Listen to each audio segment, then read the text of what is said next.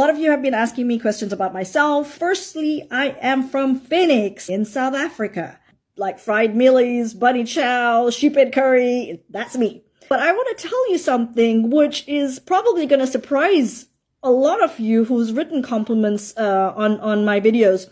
So I grew up with a really low self-esteem. I'm like the only one that's really dark in my family. The person that everybody called Blackie. A close family member even used to call me a black thing. Someone close also kept pushing me to commit suicide. This really affected my self-esteem, and I realized I became this person that was probably never going to get married.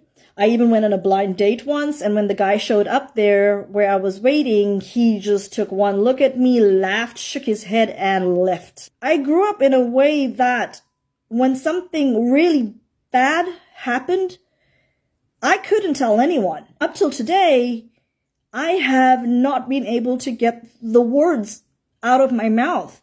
And I knew that I couldn't because nobody was going to believe me anyway. All of this told me that nobody's going to want me. Nobody thinks I'm desirable. I was willing to marry someone even if they were a complete shite because that's how I saw myself. Like, that's what I was worth.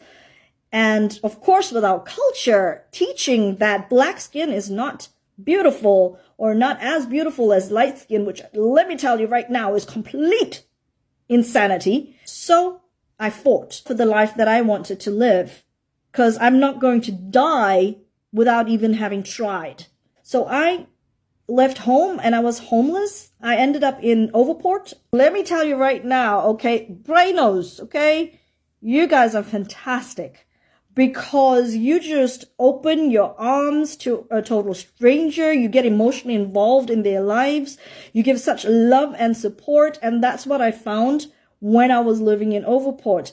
And so when I eventually got a job selling cockroach traps, I went door to door. And then I got a job at Gateway Shopping Center in Durban. I got myself an apartment in Umhlanga Rocks. But I stayed in Overport because the people that were there, like, I never experienced anything like that in my life. And eventually I saved up money and I traveled to Europe. I put my ego in my back pocket. And even though I got a full education as a fashion designer, worked as a designer in South Africa as well, I cleaned toilets. But I was happy because it paid my bills and I was content.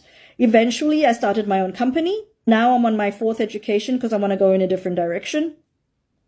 But I got all of this in spite of the situations I grew up in. I'm not saying I'm living a glamorous life. I'm just saying that I went after my dreams. I fought for it. So the reason why this message is so important for me, parents, pay attention to what you expose your kids to. Letting them believe that light skin is better than dark skin, you are causing damage. Teaching your daughters, especially daddies, that they are beautiful is so important that it comes from you because the beauty that they're looking for someone to find in them is going to come from other men. And for kids out there, if people are bullying you, ridiculing you for the way you look, for the way you speak, for the way you are, for the dreams you have, don't let somebody else rob you of your dreams before you even try to accomplish them. And if you didn't accomplish it, so what? At least you can say you tried. And then you move on to the next thing. I failed a lot. Don't let other people dictate your life and your choices.